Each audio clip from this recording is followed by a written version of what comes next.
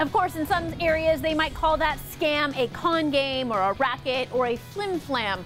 A new study shows 41% of Americans say their state has specific words outsiders wouldn't understand. Lindsay Granger decodes slang by state on the hit list.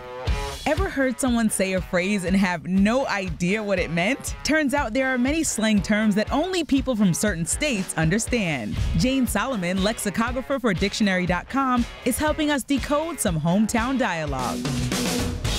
Starting with a popular Massachusetts saying, "It's brick." If you touch brick in the winter, it is physically very cold. So I think that's where the phrase "cold as brick" comes from. It's brick is a sort of shortening and condensing of that. So if you grew up in the warmer West Coast weather, you probably can't relate.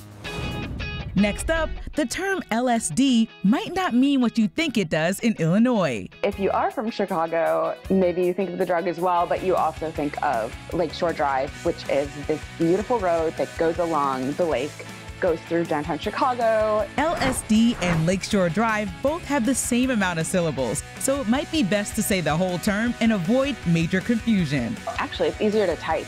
So if you're writing something down, maybe that's an excuse to use the abbreviation. The next slang term used mostly by locals is Noseeums in Florida. These are the tiny, annoying little bugs that you swat but can never seem to lay eyes on. Now, these small insects are sometimes also called punkies, which I really, really like because they are little punks. And finally, a popular Nevada term, pigeon. And no, it's not a bird. Actually, this sense of pigeon goes back as early as the 1500s. So if you're spending all your money betting in Vegas and hear the term pigeon, it might be time to bow out gracefully. And it means a person who is easily fooled or cheated, and it's often been used in the context of gambling. Looking up and looking into regional slang terms on the hit list.